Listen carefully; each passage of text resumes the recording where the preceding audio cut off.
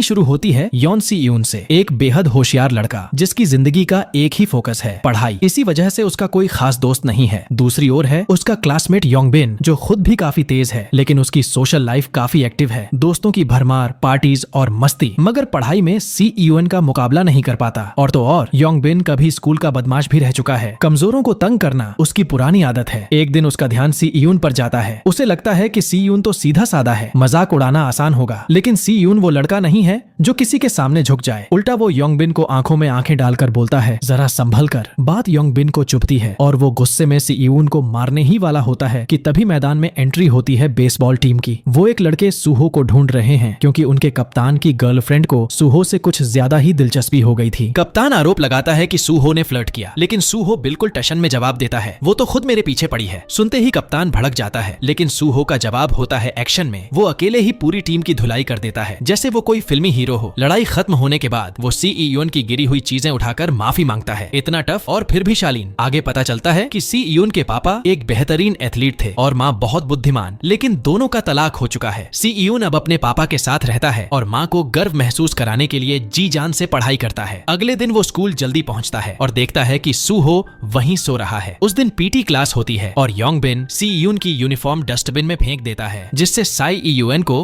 Class की dress में ही दौड़ना पड़ता है। यहीं से शुरू होती है असली परेशानी। योंगबिन और उसके दोस्त सी यून की हालत पर हंसते हैं, लेकिन सूहो फिर से सामने आता है और सबको बोलता है, तुम लोग खुद भी कोई एथलीट नहीं हो। और क्योंकि उसकी बॉडी और एटीट्यूड दोनों दमदार हैं, कोई कुछ कह भी नहीं पाता। सी यून को अब यकीन हो जाता है कि यूनिफॉर्म उन्हीं लड़कों ने गायब की है, तो वो सीधा जाकर बोलता है कि बाज आ जाओ। लेकिन योंगबिन का एक दोस्त उसका कॉलर पकड़ लेता है और डराने की कोशिश करता है। सी यून की खास बात यही है कि चाहे हालत कितनी भी टेढ़ी हो, वो नजरें नहीं झुकाता। सौभाग्य से उसी वक्त एक टीचर आ जाते हैं और मामला शांत हो जाता है। कुछ वक्त बाद सी यून अपने कमरे में पढ़ाई में बिजी होता है कि दरवाजे पर दस्तक होती है। दरवाजा खोलता है तो सामने सूहो खड़ा होता है, जो अब एक डिलीवरी बॉय के तौर पर काम कर रहा है और गलती से सी यून के घर पहुंच गया, लेकिन बिना किसी झिझक के अंदर घुस आता है और पानी मांगता है। अगले दिन स्कूल में एक नया स्टूडेंट आता है, बियोम सियोक, जो एक बड़े नेता का बेटा है। पहले ही दिन योंगबिन और उसके दोस्त उसके पास इंप्रेशन जमाने पहुंचते हैं, लेकिन वो सी यून की सीट पर बैठे होते हैं। सी यून आता है और साफ कहता है कि सीट खाली करो। यिन को तो बस मौका चाहिए था सी यून को मारने का, लेकिन फिर से सूहो बीच में आता है और कहता है, चुप रहो, सोने दो मुझे। और सब चुपचाप अपनी जगह लौट जाते हैं। शाम को योंगबिन अपने दोस्तों के साथ डिस्को में पार्टी कर रहा होता है। सी यून का हौसला तोड़ने के लिए अब योंगबिन और उसके दोस्तों ने ठान लिया था कि सिर्फ मजाक उड़ाना या धौंस जमाना काफी नहीं, अब वार करेंगे उसकी सबसे बड़ी ताकत पर, उसकी पढ़ाई पर। उनका नया प्लान था सी यून को ड्रग्स देकर उसका एग्जाम बिगाड़ना, ताकि उसका आत्मविश्वास टूट जाए। इसके लिए योंगबिन ने अपने कजिन से कुछ ड्रग्स मंगवाई और इस गंदे काम में बियोम सियोक को भी शामिल किया। बियोम सियोक पर प्रेशर डालकर धमकाया गया, अगर मदद नहीं की तो उसके साथ भी वही होगा जो पिछली स्कूल में होता था। डर के मारे बियोम सियोक सी यून के एग्जाम के बीच में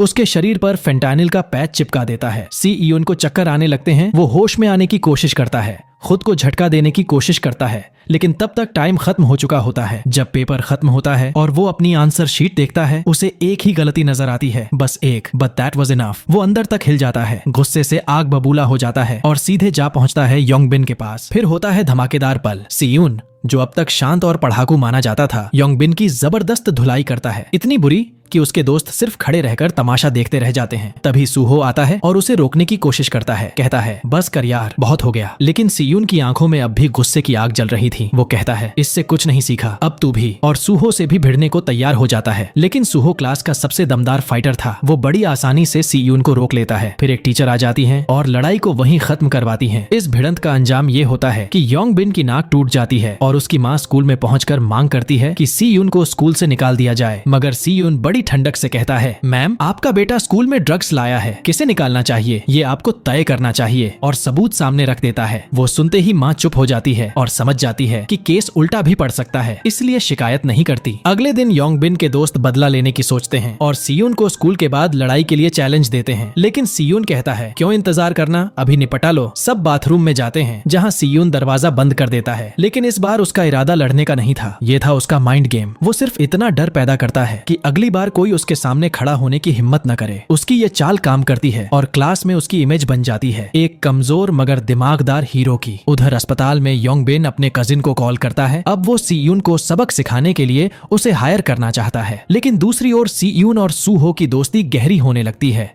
पहले लड़ाई, फिर बातें, और अब दोनों ज्यादा वक्त एक दूसरे के साथ बिताने लगे थे। पूरी स्कूल में अफवाह उड़ जाती है कि ये दोनों अब बेस्ट फ्रेंड्स बन गए हैं। इसी बीच बियोम सियोक भी सी ईयून के करीब आना चाहता है, लेकिन साई ईयून साफ कहता है, मुझसे दोस्ती की एक्टिंग मत कर। स्कूल से बाहर निकलते वक्त योंग बिन पहले से कुछ गुंडों के साथ सी ईयून का इंतजार कर रहा होता है। वो लोग उसे उठा ले जाते हैं किसी सुनसान जगह पर पीटने के लिए। बियोम सियोक ये सब देख लेता है और बिना समय गंवाए सूहो को बताने भागता है। सूहो पहले तो इनकार करता है, कहता है मुझे किसी पंगे में नहीं पड़ना, लेकिन फिर बियोम सियोक उसे पैसों की पेशकश करता है। सूहो मान जाता है और दोनों निकल पड़ते हैं सी ईयून की मदद करने। इस बीच सी ईयून पर हमला हो चुका है, लेकिन वो इतना समझदार है कि हालात को अपने फेवर में मोड़ने के लिए एक स्ट्रेटेजी बना लेता है। उसका प्लान काम करता है और वो एक एक करके सबको चकमा देने लगता है। मगर योंग बिन का कजिन, जो वाकई में ताकतवर है, फिर से उठ खड़ा होता है और एक जानलेवा हमला करने के लिए बढ़ता है। योंग बिन अब पूरी तरह से आपा खो चुका था। उसका अगला निशाना था सी ईयून के हाथ। हाँ, वो उसके हाथ तोड़ना चाहता था ताकि वो कभी दोबारा न लिख सके, न पढ़ सके। लेकिन ठीक उसी वक्त जैसे किसी हीरो की एंट्री होती है, सूहो आ जाता है। वो पूरे गुस्से में उन गुंडों से कहता है, बस बहुत हो गया। लेकिन योंग बिन का कजिन मानने को तैयार नहीं था। अब बात बन चुकी थी इज्जत की।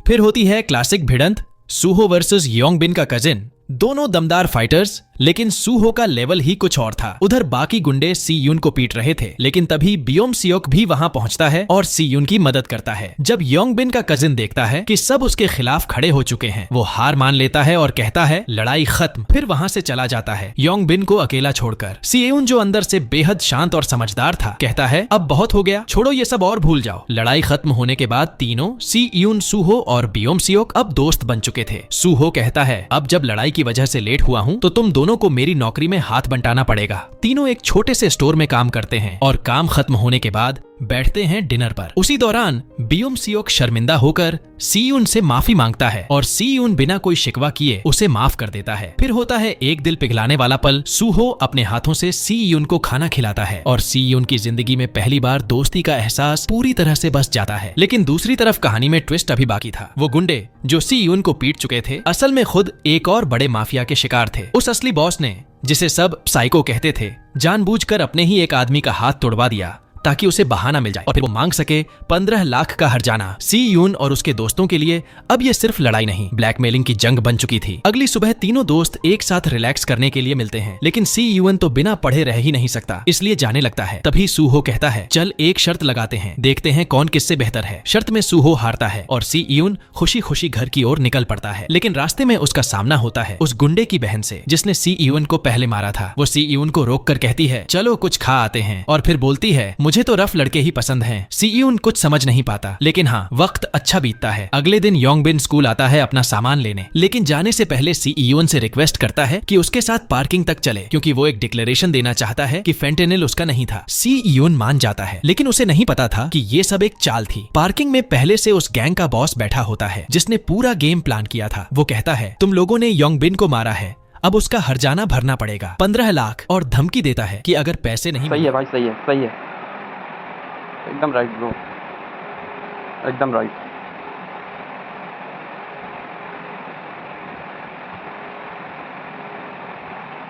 हालात बहुत खराब हो जाएंगे, नहीं तो कर्ज लेना पड़ेगा, और जब चुकता नहीं कर पाओगे तो जिंदगी भर उसके लिए काम करना पड़ेगा। यही था उस गैंग का असली तरीका, लोगों को कर्ज के जाल में फंसाकर उनका इस्तेमाल करना। अगले कुछ दिन पूरे गैंग के लोग साई ईयून और उसके दोस्तों का पीछा करते रहते हैं, जिससे साई ईयून तंग आ जाता है। वो अपनी नई दोस्त से बात करता है जो उसे पूरे गैंग के सिस्टम के बारे में बताती है। कहती है कि उस बॉस से उलझना अपनी बर्बादी को न्योता देना है। वो उसे समझाती है कि खुद की भलाई के लिए पैसा दे दो और इस पागल इंसान से दूर रहो। उधर बियोम सियोक, जो अब अपने दोस्तों के लिए कुछ भी करने को तैयार था, अपने पापा की घड़ी चुरा लेता है और उसे बेचकर 15 लाख का इंतजाम कर लेता है। लेकिन क्या पैसे देना ही हल है? सी यून की प्लानिंग अब अपने आखिरी पड़ाव पर थी। जब बियोम सियोक ने पैसे जुटा लिए, सी यून और बाकी दोस्तों ने फैसला किया कि उन्हें ये पैसे नहीं देने चाहिए, बल्कि सीधे पुलिस को बुलाकर इस पूरे गैंग का खेल खत्म करना चाहिए, क्योंकि अगर एक बार पैसे दे दिए तो फिर कभी पीछा नहीं छूटेगा। सी यून बताता है कि उसने सबूतों का लोकेशन ट्रेस कर लिया है, वो सब उस गैंग लीडर के घर में मौजूद है, बस पुलिस को वहां ले जाना होगा। लेकिन इस मिशन की शुरुआत सूहो करेगा। वो सबसे पहले उस क्रिमिनल के घर जाएगा और अपनी बेटिंग ऐप का आइडिया उसे बेचने की कोशिश करेगा ताकि उसका विश्वास जीत सके। फिर क्या था, प्लान तुरंत शुरू होता है। सूहो बताता है कि उसे उसकी ऐप के बारे में सब पता है और एक बड़ा ऑफर लेकर आया है, पूरी स्कूल को एक जुए के अड्डे में बदलने का ऑफर। वो क्रिमिनल इस आइडिया से इतना खुश होता है कि सूहो को अपने गैंग में शामिल करने को तैयार हो जाता है। वहीं लड़की जो सी ईयोन की दोस्त है उसे सही लोकेशन भेज देती है ताकि वह पुलिस लेकर पहुंच सके। लेकिन बियोम सियोक को ये सब बहुत खतरनाक लग रहा था। डर के मारे वो खुद पैसे लेकर सीधे उन गुंडों के पास चला जाता है ताकि ये सारा मामला यहीं खत्म हो जाए। पर अफसोस अब बहुत देर हो चुकी थी। सूहो जब उस गैंग के अड्डे पर पहुंचता है तो लीडर उसकी बातों पर शक करता है और बिना कुछ बोले पीछे से हमला कर देता है। तभी वो सूहो का फोन चेक करता है और उसे पता चलता है कि सी ईयोन पुलिस लेकर आने वाला है। वो तुरंत अपने चमचों को हुक्म देता है कि सारे सबूत जला दो और भागने की तैयारी करो। लेकिन तभी बियोम सियोक वहां पहुंच जाता है पैसे लेकर। पर अब पैसे भी बेकार हो चुके थे, उनकी जान खतरे में थी। जब सी ईयोन पुलिस लेकर वहां पहुंचता है तो पूरी जगह खाली मिलती है। पुलिस को लगता है कि ये सब कोई फालतू ड्रामा था और वो नाराज होकर लौटने लगती है। लेकिन सी ईयोन हार मानने वालों में से नहीं था। वो घर के अंदर घुसता है पर अब वहां कोई सबूत भी नहीं बचा था। तभी उसे उसकी दोस्त का कॉल आता है। वो बताती है कि सब अब असली बॉस के पास जा रहे हैं और उसे लोकेशन भेजती है। साथ ही चेतावनी देती है अगर पुलिस को टाइम पर नहीं लाया गया तो हम सबकी जान जा सकती है। सी ईयोन फिर से निकलता है और उसी वक्त योंग बिन का कजिन उस क्रिमिनल बॉस से आमने सामने हो रहा था। वो कहता है अब बहुत हो गया, ये सब खत्म करो। लेकिन बॉस बिना वक्त गंवाए उसकी बुरी तरह पिटाई शुरू कर देता है। तभी योंग ई बीच में बोलती है रुको। लेकिन बॉस और भी पागल हो चुका था। वो अपने लोगों से कहता है योंग आई को खत्म कर दो और यही नहीं रुकता। वो सबसे छोटे लड़के को कहता है कि वह कजिन और योंगी दोनों की हत्या कर दे क्योंकि वो नाबालिग है और उसे जेल नहीं होगी। फिर वो कजिन की जान भी लेना चाहता है लेकिन तभी कजिन उठता है और उसे चुनौती देता है एक फाइनल फाइट, अगर मैं जीता तो मैं नया बॉस बनूंगा। लड़ाई शुरू होती है, ब्रूटल, रॉ और जानलेवा। लेकिन जैसे ही वह क्रिमिनल हारता दिखता है वह छुरी निकालकर कजिन पर हमला करता है और उसे चीर देता है। ये देख योंगाई का सब्र टूट जाता है। वो खुद चाकू लेकर उस गैंगस्टर को धमकाती है पर बॉस एक चालाक शिकारी था। वो चाकू छीन लेता है और जैसे ही हमला करने वाला होता है बाहर पुलिस की सायरन सुनाई देती है। सी ईयोन एंट्री करता है फिल्मी स्टाइल में। वो कहता है पुलिस आ गई है, अब भाग लो। फिर वो सूहो और बियोम सियोक को आजाद करता है और जैसे ही सब जाने लगते हैं पता चलता है सी ईयोन ने उन्हें धोखा दिया था। वो असली पुलिस नहीं थी, सिर्फ एक फेक अलार्म था ताकि सब डर जाएं। लेकिन अब सब फिर से भिड़ जाते हैं। घमासान लड़ाई शुरू होती है और कजिन अपने घायल दोस्तों को बचाकर भागने की कोशिश करता है। तभी असली पुलिस भी पहुंच जाती है एक धमाकेदार वार्निंग शॉट के साथ और पूरा माहौल थम जाता है। लेकिन वो पागल बॉस इतनी आसानी से हार मानने वाला नहीं था। वो एक लड़के को ढाल बनाकर भाग निकलता है। सी ईयोन जानता था कि अगर उन्होंने उस गैंग लीडर को अभी नहीं रोका तो वो कभी भी लौटकर बदला ले सकता है, इसलिए वो उसका पीछा करता है। जब वो उसे पकड़ता है तो उससे भिड़ने की कोशिश करता है लेकिन गैंग लीडर बहुत ताकतवर था। सौभाग्य से उसी वक्त सूहो भी आ जाता है और उसे समझाने की कोशिश करता है कि अब बस कर दे और खुद ही पुलिस के हवाले हो जाए। लेकिन वो मानता नहीं और फिर शुरू होती है तीनों की एक जबरदस्त भिड़ंत। सूहो बहुत स्ट्रांग था लेकिन लीडर की फुर्ती और चालाकी कहीं ज्यादा थी। वो लगभग सूहो को खत्म ही कर देता। लेकिन तभी सी ईयोन फिर से उठता है और दोनों मिलकर उसे जमीन चटा देते हैं। दूसरी ओर कजिन खुद को पुलिस के हवाले कर देता है ताकि बाकी दोस्त बचकर निकल सकें। रात होते होते पुलिस के पास पूरे गिरोह के खिलाफ सबूत इकट्ठा हो जाते हैं और सभी बदमाशों को एक एक कर गिरफ्तार कर लिया जाता है। सी ईयोन और उसके दोस्त भी पुलिस स्टेशन पहुंचते हैं और अपना बयान देते हैं। लेकिन चौंकाने वाली बात ये थी कि पुलिस बिना उनके गार्डियन को बुलाए उन्हें जाने देती है। शर्त बस इतनी थी कि वो इस बारे में किसी से कुछ नहीं कहेंगे। ये सब बियोम सियोक के पिता की वजह से हुआ जो असल में एक बहुत बड़े कांग्रेसी नेता थे। उन्होंने अपनी राजनीतिक छवि बचाने के लिए सब कुछ दबा दिया। फिर एक नया मोड़ आता है। बियोम सियोक उस क्रिमिनल से मिलने जाता है और उसका सेक्रेटरी बताता है कि उसके पिता ने उसे बदला लेने का हुक्म दिया है। लेकिन जब सेक्रेटरी उसे सिखाता है कि कैसे मारना है बियोम सियोक कर ही नहीं पाता। वो चक्कर खाकर कमरे से बाहर निकल जाता है। उधर अस्पताल में साई ईयोन और उसकी दोस्त सूहो से मिलने जाते हैं। सूहो बताता है कि वो अब ठीक है और कल डिस्चार्ज हो जाएगा। फिर लड़की कहती है कि वो साई ईयोन को डेट कर रही है इसलिए सूहो को ज्यादा घूरना बंद करना चाहिए। लेकिन सूहो सीधा बोल देता है ऐसा कुछ नहीं है। सीयून जब अपने घर पहुंचता है तो वहाँ कोई नहीं होता, इसलिए फिर से अस्पताल लौटकर सूहो और बाकी को खाना खिलाने पहुंच जाता है। सूहो थोड़ा घबरा जाता है और बोलता है तू मुझे डरा रहा है भाई, कोई इतना अच्छा कैसे हो सकता है। सीयून बस मुस्कुरा देता है। पर इस सब के बीच बियोम सियोक की हालत बदतर होती जा रही थी। उसे बेरहमी से पीटा जा रहा था क्योंकि सच ये था कि वो कांग्रेसी उसका असली पिता था ही नहीं। उसने तो बस अपनी पॉलिटिकल इमेज के लिए उसे गोद लिया था और अब जानवरों से भी बदतर सलूक कर रहा था। अगले दिन स्कूल में बियोम सियोक की पॉपुलैरिटी अचानक बढ़ जाती है क्योंकि अब सबको पता था कि जिन क्रिमिनल्स को पकड़ा गया है वो उसी के कारण हुए। लेकिन जब उसके दोस्त उसे योंगी के बारे में बताते हैं तो उसे लगने लगता है कि वो धीरे धीरे उसे रिप्लेस कर रही है। जब वो सूहो का इंस्टाग्राम चेक करता है तो उसे जलन होने लगती है। जल्द ही उसे पता चलता है कि सूहो का बर्थडे आ रहा है और योंगी उसके लिए पार्टी प्लान कर रही है। लेकिन बियोम सियोक कह देता है कोई जरूरत नहीं है। जैसे जैसे दिन बीतते हैं उसे लगता है कि योंगी उसके दोस्तों को उससे छीन रही है। जब वे लोग कराओके जाते हैं तो बियोम सियोक जरूरत से ज्यादा कोशिश करता है सबका ध्यान पाने के लिए, पर नतीजा उल्टा होता है। उसी दौरान उसकी मुलाकात उसके पुराने क्लासमेट्स से होती है जो उसे पहले बुली करते थे। डर के मारे वो वहाँ से भाग जाता है। जब वो बाकी दोस्तों के पास लौटता है तो गुस्से में योंगी पर भड़क उठता है, क्योंकि उसे लगता है कि उसने जानबूझकर बदमाशों को उसका पता दिया था। वो उसे मारने तक को तैयार हो जाता है, लेकिन उसके दोस्त योंगी का साथ देते हैं। इससे वो और भी ज्यादा भड़क उठता है और तभी वो गुंडे फिर से आ धमकते हैं। इस बार वो बियोम सियोक को उठाकर ले जाना चाहते हैं, लेकिन सी यून डटकर खड़ा हो जाता है और कहता है, दफा हो जाओ यहाँ से, उसे अकेला छोड़ दो। और अगले दिन बियोम सियोक इस वक्त बुरी तरह चिढ़ा हुआ था। उसे बस किसी पर भी गुस्सा निकालना था, लेकिन क्लास के बाकी लड़के उससे डरते नहीं थे, क्योंकि असली ताकतवर तो सू हो था। फिर भी वो सबको मारने की धमकी देता रहा। तभी सूजे आता है उसे शांत करने, बट हालात उल्टे हो जाते हैं और दोनों के बीच बहस शुरू हो जाती है। अगले 2 दिन बियोम सियोक स्कूल ही नहीं आता, जिससे उसके दोस्तों को चिंता होने लगती है। फिर सी यून और बाकी लोग उसे ढूंढते हुए उसके घर पहुंच जाते हैं। बियोम सियोक चौंक जाता है, बट दिल ही दिल में खुश भी होता है कि उसके दोस्त उसे देखने आए। जब उससे पूछा जाता है कि वो ऐसा क्यों कर रहा है, तो बियोम सियोक टूट जाता है। वो बताता है कि पिछली स्कूल में उसे बहुत बुरी तरह बुली किया गया था और कुछ कर नहीं पाया, क्योंकि उसके पिता ने साफ मना किया था कि वो कोई तमाशा ना करे। ये सुनकर सूहो उसे कहता है कि उन बदमाशों को कॉल कर वो खुद उनसे माफी दिलवाएगा। जब वो सब कराओके में मिलते हैं तो पहले तो वे माफी मांगने से मना कर देते हैं, उल्टा उसे फिर से धमकाने लगते हैं। लेकिन तभी सूहो एकदम से सामने आता है और उन्हें मजबूर करता है कि बियोम सियोक से माफी मांगे। पर बियोम सियोक को सिर्फ माफी नहीं चाहिए थी, उसे बदला चाहिए था। वो खुद उन्हें मारना चाहता था, लेकिन सी यून और दोस्तों ने कहा कि ये सब हद से बाहर जा रहा है। बियोम सियोक बिल्कुल बेकाबू हो चुका था। सूहो उसे कमरे से बाहर खींच ले जाता है। वहाँ दोनों में जबरदस्त बहस होती है। बियोम सियोक गुस्से में कहता है कि हम कभी दोस्त थे ही नहीं, और फिर उसे पैसे ऑफर करता है उस बदमाश को पीटने के लिए। ये सुनते ही सूहो का गुस्सा फूट पड़ता है और वो उस पर हमला कर देता है। बीच बचाव के लिए सी यून को आना पड़ता है। इसके बाद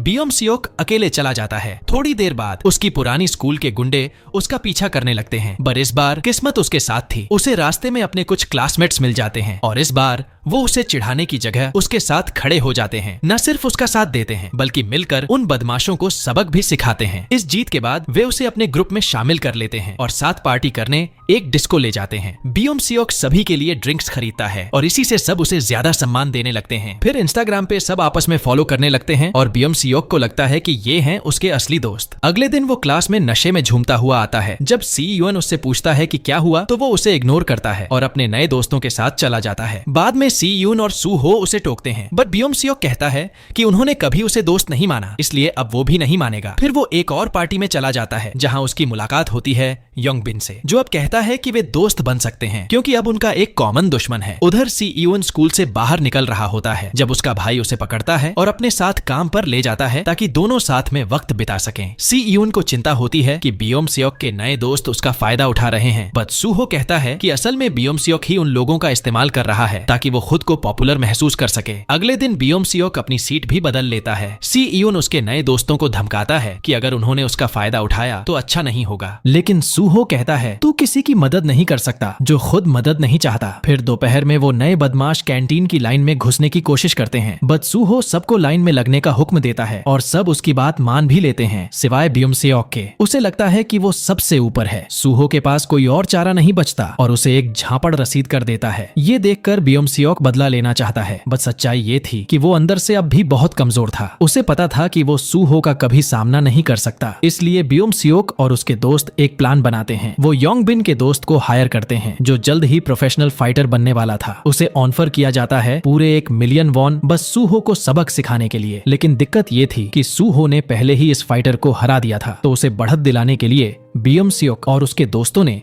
सूहो की बाइक के ब्रेक काट दिए ताकि वो हादसे में घायल हो जाए और ढंग से लड़ ना पाए। सूहो को अंदर ही अंदर समझ आ गया था कि इसके पीछे कौन है, बट वो सी यून को टेंशन नहीं देना चाहता था, इसलिए उसने ऐसे किया जैसे उसे कुछ पता ही नहीं। थोड़ा वक्त बीतता है और आ जाता है सूहो का बर्थडे। यही वो दिन था जब बियोम सियोक और उसके दोस्त सूहो को पीटने की प्लानिंग कर रहे थे। बियोम सियोक उसे कॉल करता है, बट सूहो ने उसे पहले ही ब्लॉक कर रखा था, इसलिए बियोम सियोक अब योंगी को कॉल करता है और कहता है कि वो सब दोस्तों से फिर से मेलजोल करना चाहता है और सूहो को एक गिफ्ट देना चाहता है, बट इसके लिए उसे योंगी की मदद चाहिए। योंगी जो चाहती थी कि सब फिर से दोस्त बन जाएं, इस झांसे में आ जाती है और मान जाती है, लेकिन असल में ये सब एक बहुत बड़ी साजिश थी। फिर एक मैसेज सूहो को भेजा जाता है, बट सबसे पहले वो सी यून के हाथ लग जाता है। वो पूरा मैसेज डिलीट कर देता है और सू हो से कहता है कि वो आराम से खाना खाए, वो थोड़ी देर में कुछ काम निपटा कर आएगा। जब सी यून उस जगह पहुंचता है तो वो पूरे एरिया का एनालिसिस करता है और एक स्ट्रेटेजी प्लान करता है ताकि वक्त आने पर वहां से सुरक्षित भाग सके। फिर वो उन गुंडों के पास जाता है जिन्हें साई यून की जगह सू हो की उम्मीद थी। उसे देखकर बियोम सियोक थोड़ी देर के लिए घबरा जाता है और कहता है कि वो वापस चला जाए, लेकिन योंग बिन अब किसी भी हालत में सी यून को छोड़ना नहीं चाहता था। सी यून फौरन दौड़ना शुरू करता है और अपनी बनाई हुई स्ट्रेटेजी से काफी सारे बदमाशों से बच निकलता है, लेकिन आखिर में उनके नंबर ज्यादा थे। फिर भी सी यून अपने दिमाग और दम से कईयों को हरा देता है, पर तभी आ जाता है वो फाइटर जिसके आते ही सब उसके पीछे छुप जाते हैं। वो सच में बहुत ताकतवर था, सी यून को बहुत आसानी से जमीन पर गिरा देता है। जब योंग बिन उसे मारने के लिए आगे बढ़ता है तो बियोम सियोक उसे रोकता है और कहता है कि इससे उसका कोई लेना देना नहीं है, लेकिन उसका नया दोस्त उल्टा उससे कहता है कि उसे अब एक साइड चुननी पड़ेगी और बियोम सियोक चुपचाप खड़ा रहता है और सबके सामने सी यून को पिटता हुआ देखता है। इस भयानक मारपीट के दौरान योंग ई ने पुलिस को कॉल कर दिया था। पुलिस आते ही सारे गुंडे वहां से भाग जाते हैं। जब सी यून होश में आता है तो वो बहुत ज्यादा घायल था। योंग ई पुलिस को पूरी सच्चाई बता रही थी, बट सी यून उसे रोकता है और कहता है कि वो कुछ न कहे। फिर वो खुद बियोम सियोक को कॉल करता है और कहता है कि वो उसे पुलिस में नहीं देगा, बट ये सब यहीं खत्म होना चाहिए। अगले दिन सी यून के पिता उससे पूछते हैं कि ये चोटें कैसे लगी। सी यून झूठ बोलता है, कहता है कि सीढ़ियों से गिर गया था। उसका पिता बहुत परेशान हो जाता है और कहता है कि अब वो उसे किसी दूसरी स्कूल में ट्रांसफर कर देगा। उधर सूहो को चिंता होने लगती है क्योंकि स्कूल का सबसे होशियार लड़का सी यून 2 दिन से स्कूल ही नहीं आया था। वो सी यून के घर पहुंचता है बट कोई दरवाजा नहीं खोलता। अब उसकी चिंता और बढ़ जाती है। अगले दिन सूहो बियोम सियोक के दोस्तों से कहता है कि उन्हें उसकी बाइक की मरम्मत का खर्च देना होगा। डर के मारे वो सब मान जाते हैं। फिर सूहो उन सबको पकड़ता है और जोरदार तरीके से मारता है ताकि वो सब सच उगल दें। जब उसे सब कुछ पता चलता है तो वो सीधा योंगाई के पास जाता है और पूछता है कि सी यून किस अस्पताल में है। योंगी बताती है कि उसे डिस्चार्ज कर दिया गया है, बट साथ ही चेतावनी देती है कि वो कोई बेवकूफी ना करे क्योंकि सी यून ने ये सब कुछ सिर्फ इसलिए सहा ताकि कोई और लड़ाई न हो। इसके बाद सूहो अपने दोस्त सी यून के घर पहुंचता है और सी यून ऐसे पेश आता है जैसे कुछ हुआ ही नहीं। लेकिन सूहो अपने दोस्त से अलविदा कहने गया था क्योंकि उसने तय कर लिया था कि वो रात को उन गुंडों से लड़ाई करेगा। दूसरी तरफ बियोम सियोक से बात करता है और कहता है कि वो उसे वही देगा जो वो हमेशा से चाहता था। बियोम सियोक फौरन अपने फाइटर को कॉल करता है और कहता है टाइम आ गया है सूहो को खत्म करने का। उसी वक्त योंगी कॉल करती है सी यून को और बताती है कि सूहो को सब कुछ पता चल चुका है और अब वो बहुत परेशान है क्योंकि ना तो वो काम पर गया और ना ही उसका फोन उठ रहा है। ये सुनते ही सी यून अपनी पढ़ाई छोड़कर अपने दोस्त की तलाश में निकल पड़ता है। उधर सूहो और बियोम सियोक आमने सामने होते हैं। सूहो उससे माफी मांगता है, कहता है कि वो नहीं चाहता था कि उसके शब्दों से बियोम सियोक को दुख पहुंचे। साथ ही वो उसे सी यून से माफी मांगने के लिए भी कहता है, लेकिन बियोम सियोक का जवाब वही था जो कभी उसके साथ बदतमीजी करने वाले लड़कों ने उससे कहा था, मुझे माफी मांगने की कोई जरूरत नहीं है। यानी अब वो खुद ही बन चुका था वही चीज जिसने उसे एक समय सबसे ज्यादा दर्द दिया था। ये सुनते ही सूहो का गुस्सा फूट पड़ता है और वो उसे जोरदार पंच मारता है। तभी बियोम सियोक का फाइटर बीच में कूदता है और कहता है अब लड़ाई मुझसे होगी। दोनों रिंग में उतरते हैं और फाइट शुरू होती है। दोनों ही जबरदस्त फाइटर थे, लेकिन बियोम सियोक का आदमी लगभग प्रोफेशनल बन चुका था और सूहो अब भी घायल था। फिर भी सूहो अपनी पूरी ताकत झोंक देता है और उसे गिरा भी देता है। बट जैसे ही वो फिनिशिंग मूव करने वाला था, पीछे से एक गुंडा आकर उसे जोर से लात मार देता है। इससे सूहो बुरी तरह घायल हो जाता है। तभी बियोम सियोक खुद रिंग में चढ़ जाता है और सूहो के सिर पर क्रूरता से वार करता है। फिर बाकी के गुंडे भी ऊपर चढ़ाते हैं और मिलकर सूहो को बुरी तरह पीटते हैं, मानो जान ही ले लेंगे। लेकिन उसी वक्त बियोम सियोक का सेक्रेटरी आकर सबको रोकता है, बट तब तक सूहो की सांसें रुक चुकी थीं। ये देख बियोम सियोक का दिल बैठ जाता है। वो वहीं रोने लगता है जैसे कोई छोटा बच्चा हो। वो फौरन एम्बुलेंस बुलाना चाहता था, पर उसके सेक्रेटरी उसे जबरदस्ती वहां से खींच ले जाते हैं। फिर वो दोबारा वापस आते हैं क्योंकि अब कोई गवाह नहीं छोड़ सकते थे। वो दोनों गुंडों से कहते हैं, अब तुम ही लोग इसकी पूरी जिम्मेदारी लोगे। उसी रात बियोम सियोक के घर उसके पापा उसे कहते हैं, अब तू देश छोड़ने की तैयारी कर और तब तक घर से बाहर मत निकल। अगली सुबह सी यून जल्दी स्कूल पहुंचता है, पर उसे सब कुछ अजीब लगता है। सूहो नहीं था। उस दिन फाइनल एग्जाम्स भी थे, पर उसकी फिक्र में साई यूएन का पूरा पेपर बिगड़ जाता है। फिर उसे असली सच्चाई पता चलती है, सूहो कोमा में है। बियोम सियोक के सेक्रेटरी ने ऑफर दिया है कि वो सारे मेडिकल खर्च उठाएंगे, बट इसके बदले उसकी दादी को कुछ पेपर्स पर साइन करने पड़े ताकि वो लोग कानून से बच जाएं। अपने दोस्त को उस हालत में देखकर सी यून खुद को बहुत दोषी मानता है। पूरा दिन वो उसके पास बैठा रहता है। योंग ई उसे समझाती है कि अब घर जाओ, अभी और एग्जाम्स बाकी हैं। बट अब सी यून के लिए पढ़ाई बेमतलब हो चुकी थी। अब तो बस एक चीज थी, बदला। अगले दिन वो सीधा योंगबिन के स्कूल पहुंचता है और उसे जोरदार हमला कर देता है। फिर उसे धमकी देता है, बता वो फाइटर कहाँ है जिसने सूहो को मारा। योंगबिन वैसे भी डरपोक था, सब कुछ उगल देता है। इवन वो वीडियो भी दिखाता है जिसमें सूहो की बेरहमी से पिटाई हो रही थी। उसी वक्त योंगी पहुंचती है बियोम-सियोक के घर और कहती है, तू डरपोक है कायर। लेकिन बियोम-सियोक उल्टा उसे ही दोष देने लगता है, अगर तू हमारे बीच नहीं आती तो कुछ भी नहीं होता। सियून सीधा पहुंचता है उस जिम में जहां वो फाइटर ट्रेन करता था। वो उसे चुपचाप पीछे से अटैक करना चाहता था, लेकिन फाइटर के रिफ्लेक्सेस गजब के थे। वो आसानी से उसका वार टाल देता है और मुस्कुराकर कहता है, तू बहुत ही कमजोर है मेरे लिए, घर जा, स्कूल की घंटी बजेगी तुझसे पहले। लेकिन सियोन आज कुछ और ही ठान कर आया था। उसे अपने दोस्त का बदला लेना था। वो वही स्टाइल अपनाता है जो उसके भाई ने उसे सिखाया था। शुरुआत में फाइटर भारी पड़ता है, बट सियून की सबसे बड़ी ताकत थी उसका दिमाग। वो हर बार कोई ना कोई तरीका निकाल ही लेता था और आखिरकार वो फाइटर को जमीन पर गिरा देता है। अब फाइटर उससे रहम की भीख मांग रहा था, बट सियून को रहम नहीं बदला चाहिए था। वो उसका टखना तोड़ देता है, सिर्फ उसकी हड्डी नहीं, उसकी प्रोफेशनल करियर भी वहीं खत्म कर देता है। उधर स्कूल में बियोम-सियोक का बाप खुद पहुंचा होता है, ये देखने की कहीं किसी ने कुछ बोला तो नहीं, बट टीचर लोग वैसे ही बिके हुए थे, सब उसके इशारों पर चल रहे थे। तभी अचानक एग्जाम के बीचों बीच साई ईयूएन क्लासरूम में घुसता है, हाथ में फायर एक्सटिंग्विशर और आंखों में आग, और वो शुरू हो जाता है एक एक कर सारे गुंडों को वहीं धो देता है। फिर वो सीधा जाता है बियोम-सियोक के पास और कहता है, ये सब तेरी वजह से हुआ है। बियोम-सियोक चुपचाप मान जाता है, हाँ सब मेरी गलती है, मुझे मार दे। लेकिन सियून उसे नहीं मारता क्योंकि वो जानता था कि गिल्टी कॉन्शियंस उससे बड़ी सजा कोई नहीं। फिर जैसे ही टीचर्स उसे रोकने आते हैं, सियून अपनी नंगी मुट्ठी से शीशा तोड़ देता है और गरज कर कहता है, मेरे रास्ते से हट जाओ। अब सियून अंदर से पूरी तरह टूट चुका था। वो सीधा जाता है सूहो के पास और थकावट से वहीं सो जाता है। सपने में सूहो उससे कहता है, तू सच में पागल हो गया है। सियून रोते हुए माफी मांगता है, बट सूहो मुस्कुराकर कहता है, ये तेरी गलती नहीं है। कुछ समय बाद बियोम-सियोक को देश से बाहर भेज दिया जाता है क्योंकि अब उसका बाप भी उसे अपने पास नहीं चाहता था। योंग-आई को भी बेहद पछतावा था, इसलिए वो भी सबकी जिंदगी से गायब हो जाती है। बियोम-सियोक का बाप कोशिश करता है कि सियून को सबका दोषी ठहराकर उसे सुधार गृह भेज दे, बट सियून के पास सबूत था, वो वीडियो जिसमें सब कुछ रिकॉर्ड हुआ था। मजबूरी में बियोम-सियोक के बाप को पीछे हटना पड़ा और सायून को एक नई स्कूल में ट्रांसफर किया गया। एक नया शहर, एक नई शुरुआत। लेकिन जिस स्कूल में उसका एडमिशन हुआ, जॉन डॉन पो स्कूल, वो स्कूल कम और एक अंडरग्राउंड फाइट क्लब ज्यादा लगता था। पहले ही दिन वहाँ की हवा में तलखी थी। लेकिन सियून अब पीछे हटने वालों में से नहीं था। तभी एक स्टूडेंट उससे भिड़ने आ गया और सियून तैयार था। तू चाहता है फाइट, तो चल फिर। और यहीं खत्म होती है ये कहानी। याद रखिए, ये तो सिर्फ पहला सीजन था और सीजन 2 का वीडियो बहुत जल्द आने वाला है, इसीलिए चैनल को सब्सक्राइब करना और बेल आइकन दबाना बिल्कुल मत भूलिए। अगर आपको ये रिकैप पसंद आया हो तो वीडियो को लाइक जरूर कीजिए। मिलते हैं अगले धमाकेदार वीडियो में। ये कहानी एक के वही घर आओ।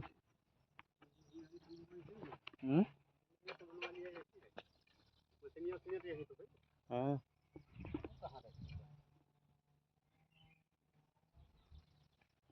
पापा भेजे ही का मशीन है में है।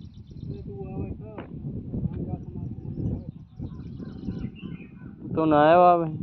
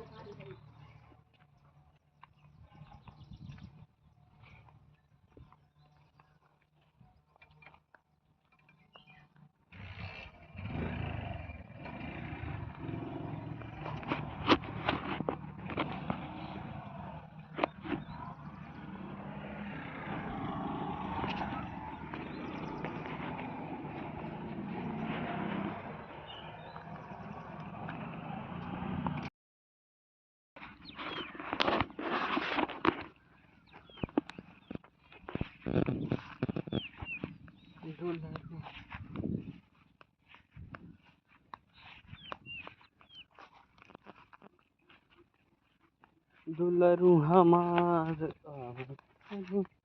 ये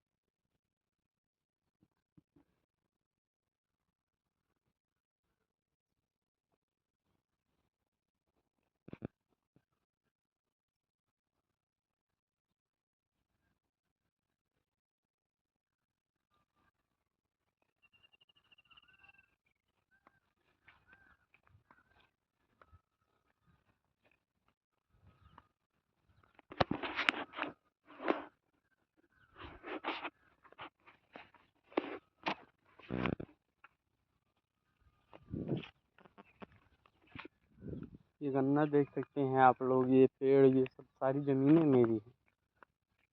मैं यहाँ का राजा हूँ, राजा।